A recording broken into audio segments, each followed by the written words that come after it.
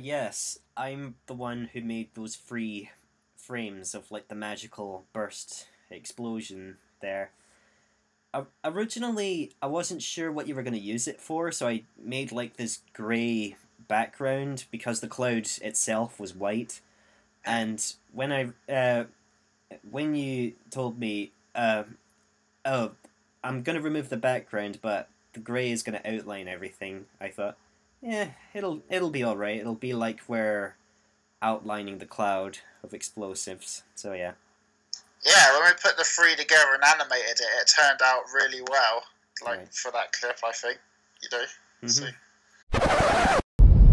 What is the shield status? Shields at 88% and falling! All ships, prepare for major airstrike! Yes, this is the airstrike you were referring to back in yeah, back in the Dudley dimension. Yeah, because now, obviously, this is the last major resort that Dalek One's taking because now the mothership is taking a beating from the powders. Yeah. But this clip early on when they're saying shields at 83%, that because everything else was so loud, the audio for them was pretty quiet. So every time I watched it, I was like, is everything else going to be loud enough? But it seems like that's the quieter bit to me. I don't know. So. What do you mean one of us has to die? I've brought you here to another dimension. A dimension of my own design, which I've decided to call the Dudley dimension. Invent. This dimension looks very familiar. Have I seen it somewhere before? No, there aren't enough. I haven't seen any more white background dimensions around anywhere. No. Very odd.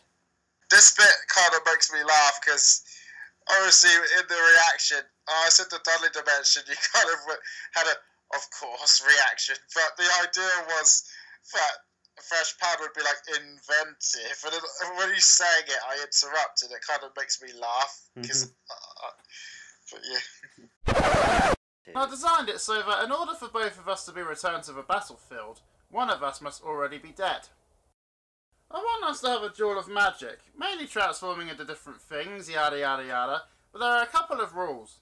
The first rule is that we have to be visible at all times, and what I mean by this is that you could hide behind objects or smoke screens, etc. You just can't turn physically invisible. I think the reason why I was looking back there is because...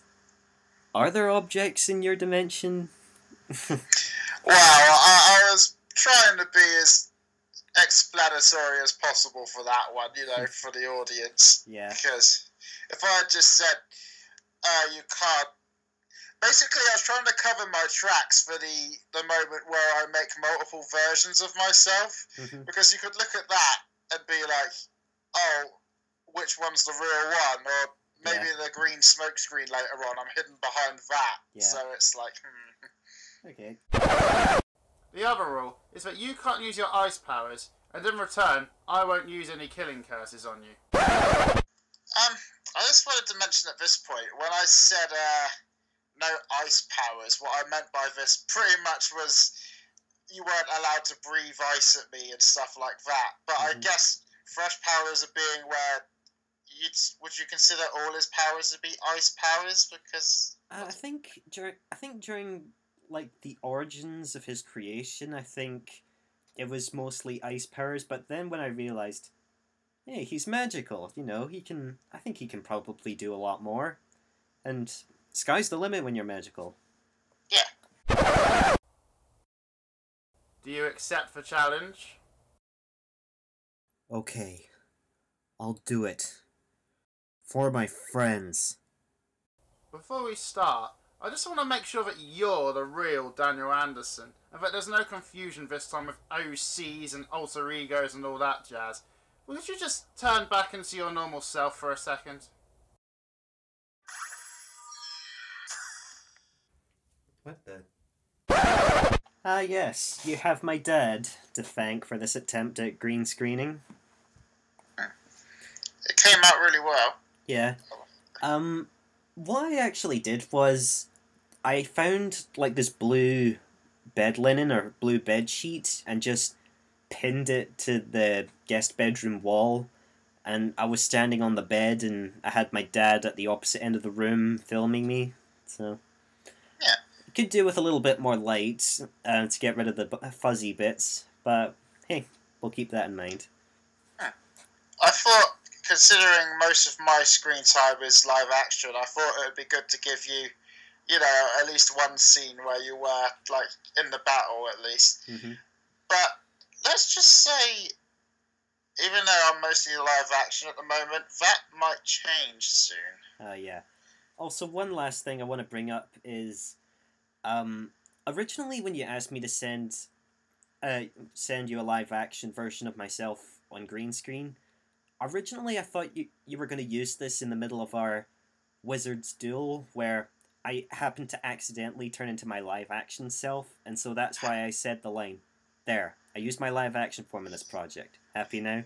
And then I changed back into my animated self and carry on with the battle, so... That would have been quite funny, actually. I like that. Yeah. There, I used my live action form in this project. Happy now? Thank you, Fresh Powder. Let's get on with this. I need to save my friends. Okay, let's go. We'll start by standing back to back and walking 10 paces.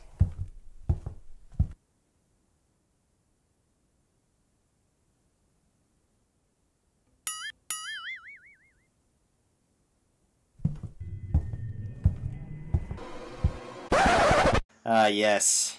You're cheating. Oh god, this is my favourite bit to watch in your reaction videos, because you're just like, "Cannon to turn around!" It's like, this was inspired, like I said, from the Disney Sword and the Stone with the Wizards duel, because Mad Madam Mim does this to Merlin. And also, there's an episode of Tom and Jerry where Tom and Butch are fighting. Whoever catches Jerry gets to stay in the house. And they see these two guns on the mantelpiece, and so they pick them up. They turn around, and then Tom turns around and sneaks up behind him while they're doing the 10 paces, and it just creases me up every time I see it. Yeah. Like...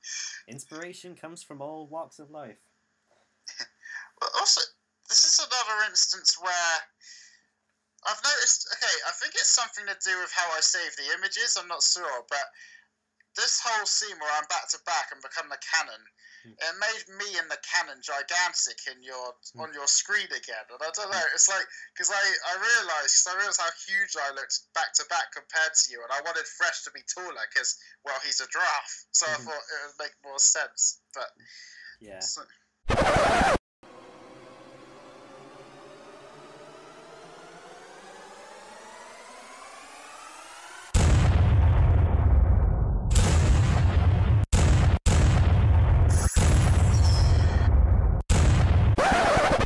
Yes, as you do say in the description, these scenes do get loud. That's actually... That clip where Fresh ducks beneath the first cannonball is actually the very last piece I put into this Chapter 6 video. Because all I needed was a left shot of Fresh at the end of it all, and then that was done. Yeah. I was like... Also, his first form is a blue rabbit. Yes, directly referencing how Merlin turns into a rabbit in the Wizard's duel from Sword in the Stone.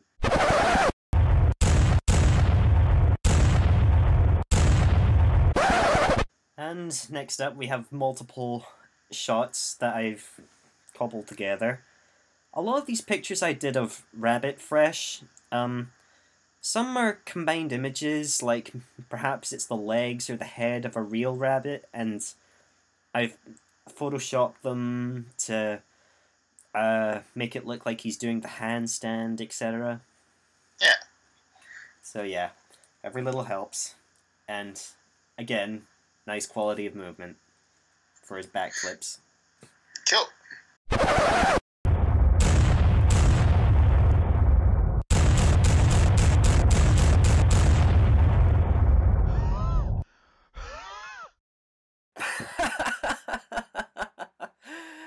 snakestaff. Always relying on projectiles and lackeys. When are you going to learn that unless you actually do it yourself... Ah yes, your ferret form, not a weasel. That was my mistake in the reaction. Oh, well, they're pretty much the same, to be honest. I know. Yeah, I was hoping this would be another move moment like the cannon scene was, which was great. Yeah. You know, interesting fact here, the scream that I let out. You can probably tell from the tone of my voice that I don't change the loudness of my voice that often, so it takes a lot for me to scream that fierce and that comically, so I'm pretty proud of that. Yeah. Yeah. Particularly this scream that I was doing, you had me send in 3 different screams, like, one was me trying to recreate, like, the Wilhelm scream, like, ah! And the final one that you used was me doing an impression of Wasabi from Big Hero 6, where Professor Callahan like attempts to like crush them with like the cargo hold, and he freaks out like, ah, oh my gosh, oh no. Oh. And you can hear that as Fresh darts away from that. So yes. Yeah. All the screams you sent me were good, but the one where it just hit the ending with the "oh no" I thought was my favourite, so I was like, okay, I've got to use that. Yeah.